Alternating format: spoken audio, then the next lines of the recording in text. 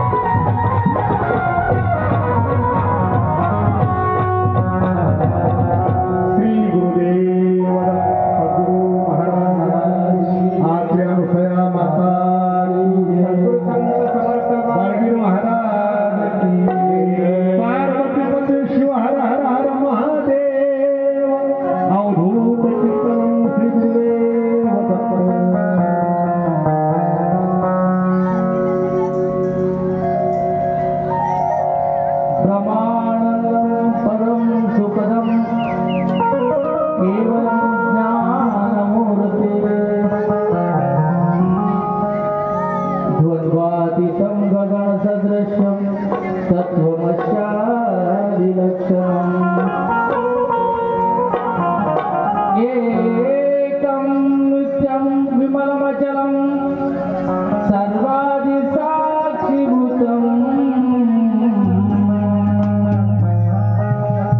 भावातीतं त्रिगुणरहितं श्री सद्गुरु तन्नमामि।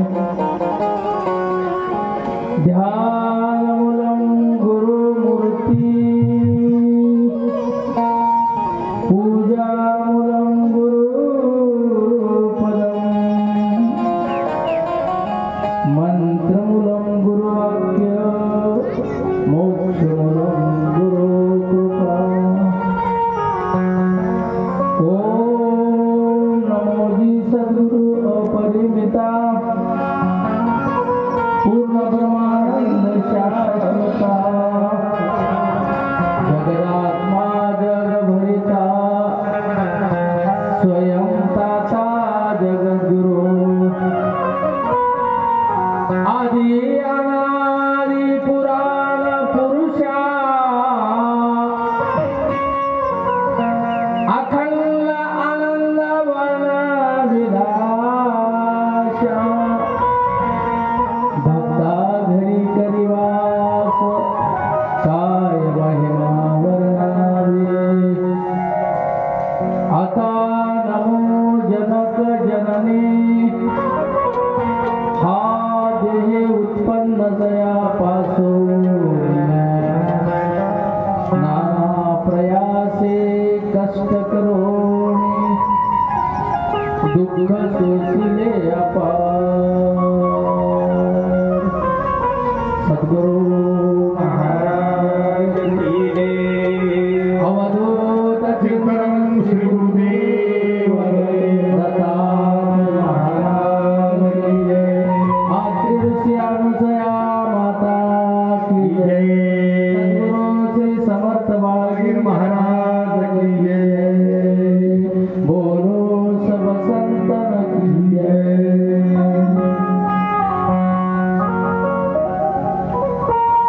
अनंत ब्रह्मांडाचा मालक 43 पदाचा सूत्रधार भगवान जगद्गुरु दत्तात्रय प्रभू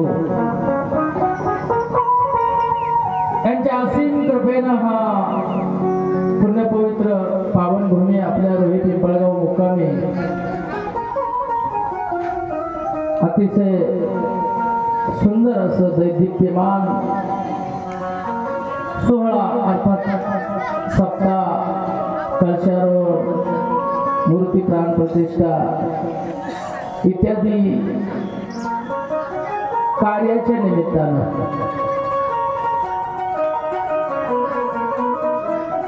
सप्त्यातील दुसऱ्या दिवसाची सेवा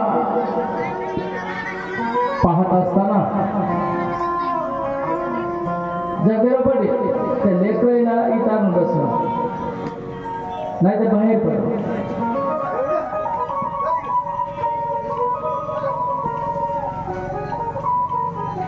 कालच्या कथेचं अनुसंधान काल आपण मंगलाचरणाच्या रूपानं भगवंताची स्तुती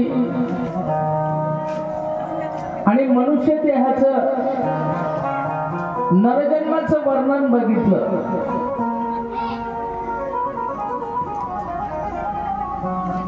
आणि सज्जन हो अशी ही कथा कीर्तन एवढा मोठा उवापो उठाठेव करण्यामाग नेमका काय उद्देश असतो या कथेचं अनुसंधान किंवा ही कथा लावल्यावर या कथेचं काय बेनिफिट पदरात पडते का लावायची कथा।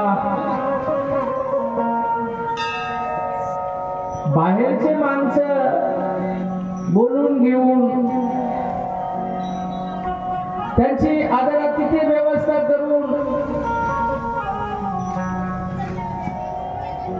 काकलूत करून त्यांची सोय लावून जाण्या येण्याचा खर्च देऊन हा आटापिटा नेमका करण्याच्या पाठीमाग उद्देश काय असतो हे कथा कीर्तन का करायचे असतात. विद्यार्थ्याची मिळे विद्या या ठिकाणी बसल्याच्या नंतर विद्यार्थी जर अशा कथेला बसले, कथेला येणारा कोणताही वर्ग असते, विद्यार्थी येतात, गृहस्थाश्रमातले येतात, शेतकरी येतात, व्यापारी येतात, कथा कोणीही ऐकावं. तर अशा कथेपासून काय मिळते नेमकं त्याचा प्रमाण महाराज देतात. विद्यार्थ्याची मिळे विद्या, धनार्थ्याची मिळे धन, पुत्रार्थ्याची मिळे पुत्र, मोक्षार्थ्याची मिळे गती. या ठिकाणी एखादी विद्यार्थी जर येऊन बसले तर त्या विद्यार्थ्याला या काव्यामधून, संत चरित्राच्या काव्यामधून विद्या मिळते. आणि एखादी जर म्हणला मला विद्येची गरज नाही, मला धनाची गरज आहे, तर त्याच्यासाठी धनार्थ्याची मिळे धन. इथं धनाची लालसा करून या, इथं धनही मिळते. विद्येची लालसा करून या, इथं विद्याही मिळते. आणि एखादा जर म्हटला ह्या दोन्ही, मला दोन्हीची गरज नाही, माझ्याकडे भौतिक सुविधेची उपलब्धी खूप मोठी आहे, पण मला माझ्या पोटी संतान नाही, त्याच्यासाठी जर कथा ऐकली तरी महाराज म्हणजे पुत्रार्थ्याशी मिळे पुत्र. एखाद्याला तशी इच्छा जरी या ठिकाणी घेऊन आला तर ती इच्छा या ठिकाणी पूर्ण होते. आणि एखादी सात्विक शुद्ध सत्वाचा भक्त या ठिकाणी जर आला आणि त्यानं जर इच्छा अशी व्यक्त केली की मला ह्या भौतिक सुखाची, नासिवंत वस्तूची, कल्पित ब्रह्मातल्या कुठल्याही गोष्टीची मला आवश्यकता नाही, केवळ मला भगवंत सखा करायचा आहे, भगवंताची मला भेट घ्यायची आहे, मला मोक्षाचीच गरज आहे, म्हणून जर या ठिकाणी एखादी सामान्य जीव बसला कथेत, मोक्षार्थ्याची मिळे गती, मोक्षाची ज्याला इच्छा अशा जीवाला या ठिकाणी गती मिळते. ओवीच्या पाठीमागे सारांश असा आहे की या ठिकाणी तुमच्या मनामध्ये जे आहे ते मिळते. मग तुमच्या मनामध्ये नासिवंताची अपेक्षा ठेवा की शाश्वताची अपेक्षा ठेवा, कशाची अपेक्षा तुम्ही ठेवता, तुमच्या बुद्धीची चौकट नेमकी, तुमचा बुद्ध्यांक कुठपर्यंत चालते. तुम्ही एखादी नाशिवंत वस्तू मागितली तर ती भगवंत ते सुद्धा वस्तू तुम्हाला देतात, पण त्या गोष्टीचं मिथ्यात्व तुम्हाला जर कळालं नाही तेवढ्या पुरतं. जसं लहान लेकरं बाजारात गेलं, मुलगी असेल तर भावली मागते, मुलगा असेल तर ट्रॅक्टर द्या, जेसीबी द्या, ते डुप्लिकेट प्लॅस्टिक. जाणत्या माणसाला त्याच्यात नेमकं काय आनंद आहे ते कळते, पण लेकराचा हट्ट कसा राहते की मला ते जेसीबीच घेऊन द्या. तसं या खलबीत ब्रह्मामध्ये काही सामान्य जीव नासिवंतामध्ये अडकलेले आहेत. भगवंताची भेट जरी झाली नाही तरी भगवंताच्या प्राप्तीच्या मार्गक्रमणाकडे आपण जात असताना काय इच्छा ठेवून भगवंताकडे जावं. संसारातल्या नासिवंत गोष्टीची कुठलीही अपेक्षा ठेवू नये, कारण संसारातली कुठलीही गोष्ट नासिवंत आहे. संसारच नासिवंत आहे महाराज. या जगातलं शिल्लक काहीच नाही, केवळ भगवंत परमात्मा तोच एक शिल्लक राहणार. या संसार नगरी, या संसार नगरी बाजार भरला ग बाई, या संसार नगरी बाजार भरला ग बाई,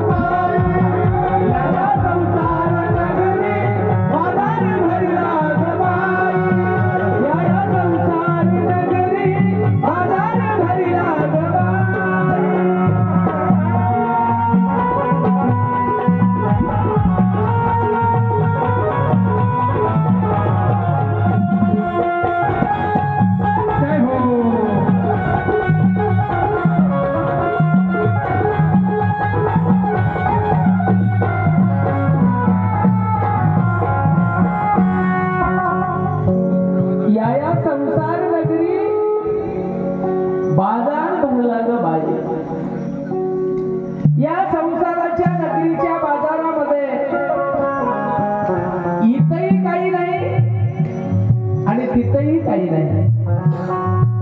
जसं उन्हाळ्यामध्ये मृगजळ शास्त्राने मृगजळ सांगितलं, आपण उन्हाच्या आया म्हणतो. इथून दिसतात लांब, दिसू लागल्या की बघणाऱ्याला वाटते तिथं पाऊस पडालाय. आणि त्या हरिण काय करते, हरणाला तहान लागल्याच्या नंतर ते मृगजळ बघते, त्याला लांब 1 किलोमीटरवर मृगजळ दिसते आणि ते पाण्याच्या शोधासाठी त्या मृगजळाकडे बघून हरिण धावत निघते. त्याला तिथं गेला की तिथून पुढे 1 किलोमीटर दिसते, त्याला जिथं जाईल तिथून पुढं 1 किलोमीटर दिसते. त्याचं नाव मृगजळ. आणि मृगजळाच्या दिसण्यानं आपल्याला पाण्याचा भास होते हरणाला. आणि मग ते मृगजळाचं पाणी असं आहे, त्या केवळ ते पाणी दिसतेच, पण त्या पाण्यानं हात धुवायला, पाय धुवायला, केळीला पाणी देता येणार, ते फक्त दिसतेच, नसते काहीच. तसंच आहे महाराज संसाराचं सुद्धा.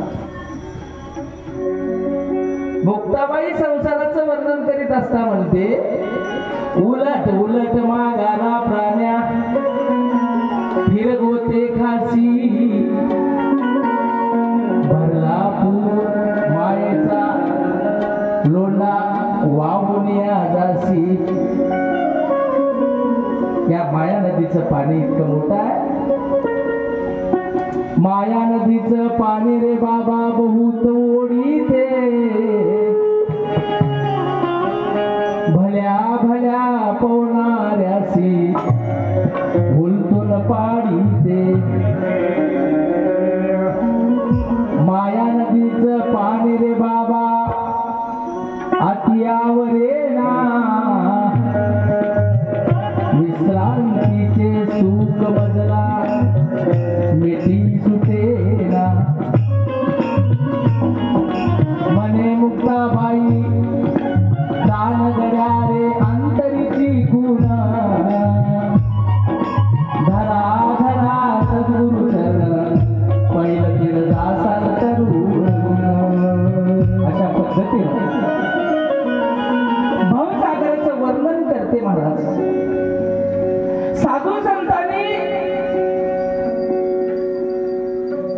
आपल्या काव्यामध्ये संसाराचं वर्णन करून ठेवलं. संसार कितीही तुम्ही गोडी गुलाबीने करा, संसारात सुख नाही, संसारात सुख नाही. हुशारी धर, एक जाधव कवी नावाचा आपल्या काव्यामध्ये म्हणते, हुशारी धरली तर इथे संसार आम्हाला या संसारातून सही सलामत पलीकडे जाता येते. नाशिवंत आहे संसार, नाशिवंत आहे. पण याची दुसरी बाजू अशी आहे, याच संसारामध्ये देव आपला करण्याची ताकद आहे. पण आम्हाला या चक्षुन याच्यामध्ये या असारामध्ये सार शोधता आलं पाहिजे. बाया तुम्ही जसं सुपामध्ये धान्य घेऊन पाकडीता, धान्य पाकडत असताना भूस बाजूला आणि रास बाजूला वेगळी होती. त्या मिक्स असलेल्या धान्यामधलं भुसकट तितकं बाजूला जाते. आणि म्हणून संसार असाच आहे महाराज. या संसार करता वेळी या संसारामध्ये पाकडता पाकडता पाठीमागून टप्पू देऊन भुसाला उडवावं लागते. ऐसा साधू चाहिए. साधू इथं संतांनी आम्हाला सुपाचं वर्णन सांगितलं. सूप काय करते, सुपामध्ये एक चांगला गुण आहे. सूप सार बाजूला काढते आणि असार बाजूला काढते, सूप एकच राहते. मग सुपाचे गुण जर आमच्यामध्ये आले, त्या संसारामध्ये भुसकट आणि धान्य एकमेकाच्या भुसकटामध्ये ज्वारीचा दाणा त्या भुसकटाच्या कणामध्ये अडकलेला असतो. मग त्या कणातल्या भुसकटाला बाजूला केलं तर आम्हाला शुद्ध ज्वारीची उपलब्धी करता येते. तसंच आहे, सार आणि आसार जर आम्हाला कळालं तर आमचा संसार सुखाचा होते. संसार सुखाचा होते याचा अर्थ असा आहे, आम्हाला भगवंताच्या प्राप्तीकडे जाता येते किंवा ती वाट आम्हाला घडते. विवेक जाणूने सुखी संसार मेरा, विवेक जाणूने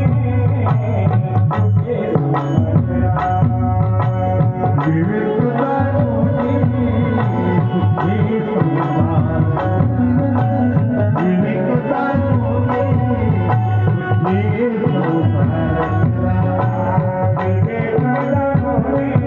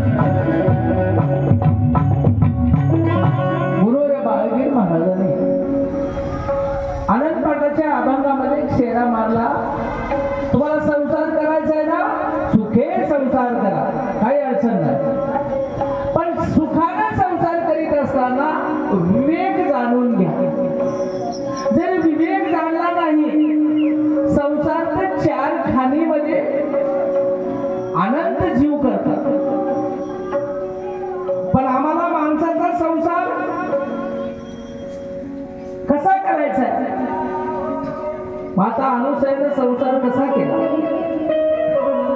सुंदर कथा आपल्याला आता बघायची. आणि म्हणून संसार करावा नेटका, कुठेही असू नये फाटका. भगवंताचं चिंतन जरी नाही केलं तरी जमते, पण संसारी जीवानं संसार करत असताना संसार जर फाटू दिला नाही, प्रपंच जर आमचा नेटका झाला तरी भगवंत स्वतःहून त्या संसारात येते. इतकी संसारामध्ये ताकद आहे. पण आमचा संसार कसा आहे, आमचा धड संसारही नीट नाही आणि धड आमचा परमार्थही नीट नाही. आम्ही घरी नाही आणि घाटावरही नाही, अशी आमची अवस्था. आणि म्हणून अशा सामान्य जीवानं भगवान दत्तप्रभूचं चिंतन, संसारात आलेल्या प्रत्येक जीवानं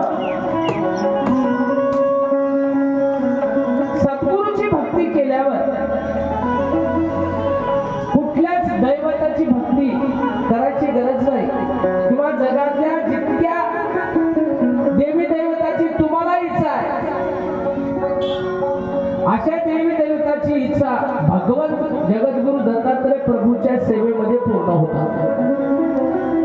दत्त महाराजांची भक्ती जर केली, चार सृष्टीचे दैवत संतुष्ट होतात. आणि म्हणून सद्गुरु वाचून संसारी तारक नसेची निष्ठा कान कोणी, इंद्रचंद्र देव ब्रह्मादी करोनी, संशयाची श्रेणी छेदी तिना.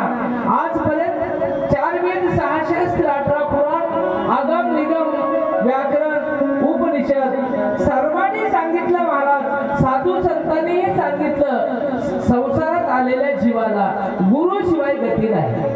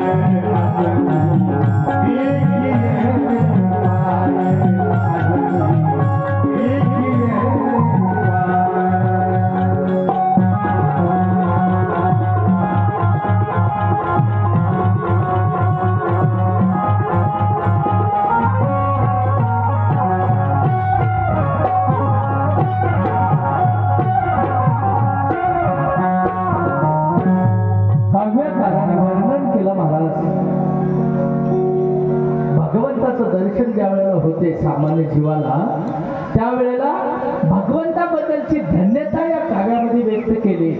गुरुमाऊलीची धन्यता जीवाने व्यक्त केली. काय देवा मी उतराई हो,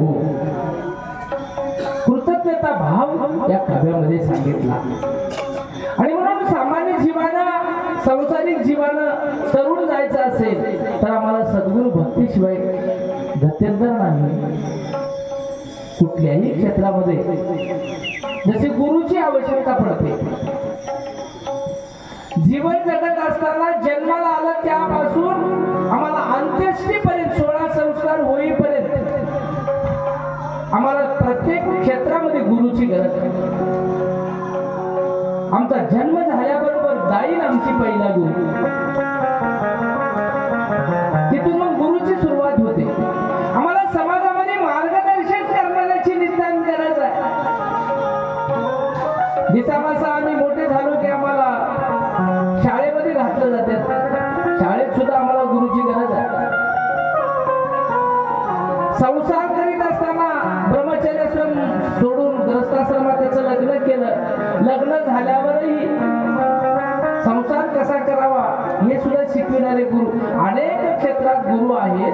पण या संसारातून आम्हाला जन्म मरणाच्या फेऱ्यातून आमचा जीव बाजूला काढायचा असेल तर आम्हाला नितांत सद्गुरूची गरज आहे.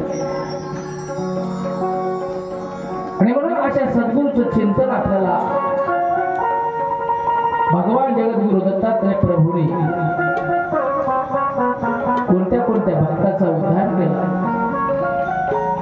आणि भगवंताची सेवा कोण्या कोण्या भक्ताला कशी केली,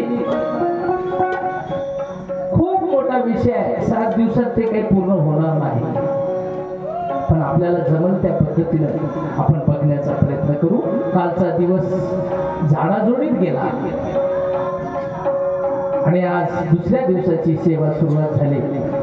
मला असा गोड प्रसंग आज भगवान जगद्गुरु दत्तात्रय प्रभूचा जन्म करू आपण कथेला क्रम लागायसाठी. तर अनुसया माता कोण होती? अख्खा ब्रह्मांड अनुसया मातेचं नाव घेते. अनुसया मातेचं नाव आम्ही तोंडानं उच्चारलं तरी आमचा उद्धार होते. इतकी दैदिप्यमान शक्ती जगामध्ये 4 सृष्टीचं नाव घेतात.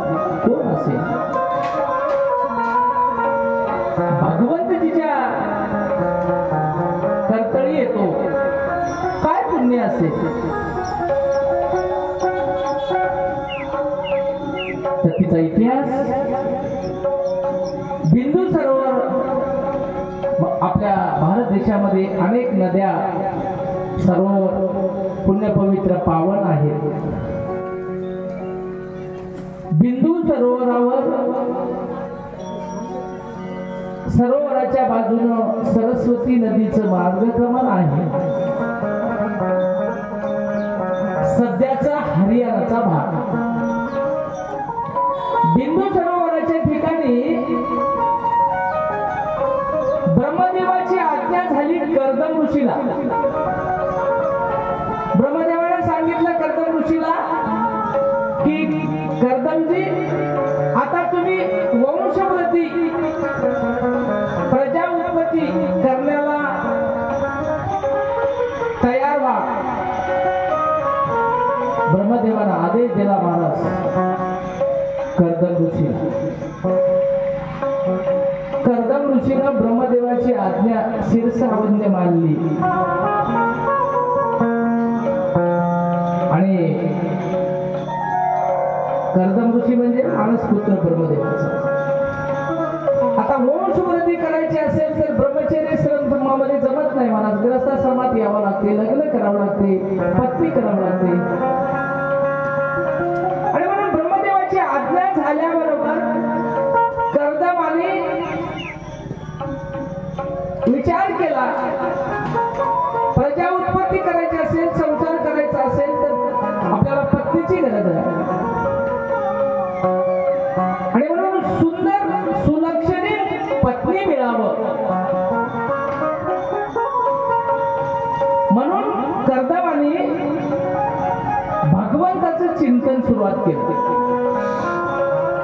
तपश्चर्या सुरुवात केली.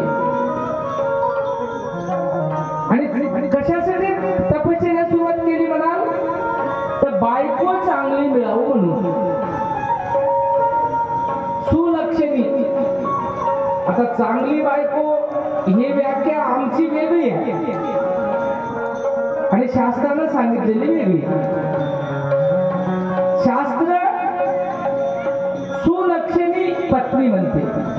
आता आम्ही चांगली म्हणतो ते बाह्य स्वरूपाला आणि शास्त्राने चांगली कुणाला म्हटलं? सुलक्षणी, जिचे लक्षण चांगले आहेत अशी. आणि म्हणून कर्दम ऋषीने चांगली बायको मिळावं म्हणून 10,000 वर्ष तपश्चर्या केली महाराज. सुलक्षणी बायको मिळावं. बायको मिळावं म्हणून तप करण्याची वेळ सध्या बी आहे. आजही परिस्थिती तेच आहे महाराज. आणि असा काळ आताच आलाय असलं नव्हतं. या सृष्टीची घडी चालवीत असताना अधून मधून कधी हिवाळा तर कधी पावसाळा. जसे ऋतूचं चक्रमान बदलत जाते तसं समाज हे परिवर्तनशील आहे. पृथ्वीच परिवर्तनशील आहे, बदल होते. आणि तो काळ असा होता 1000 वर्ष कर्दमानं तपश्चर्या केली. भगवान विष्णू तपश्चर्याला धावून आले आणि विष्णूला सांगितलं, आता कर्दम ऋषीची तप म्हणजे काय असं प्रदर्शनी नव्हतं आमच्यावर. मनातून भगवंताची इच्छा 10 वर्ष केल्याच्या नंतर साक्षात देव समोर उभा राहिला आणि विष्णूने सांगितलं, कर्दमा डोळे उघड, काय करायची, तुझी काय मागणी आहे. कर्दमाला मनात वाटू लागलं, देव पावल्यावर कुठं बायको मागाव काय भाई, जीवाचं हित करून घ्याव असं वाटलं. तरण्या संसार सागर भगवंत विष्णूला कर्दम ऋषी म्हणतो, देवा भगवंताने सांगितलं तुला काय मागायचे मागून घे. त्यावेळेला कर्दम ऋषी म्हणतो, तरण्या संसार सागर तुझे चरण ती नौका सुंदर. भगवान संसार सागर तरुण जाण्यासाठी तुझ्या चरणाची नौका सुंदर आहे, पण त्वन माया मोहित नर करीती भोगार्थ उपासना.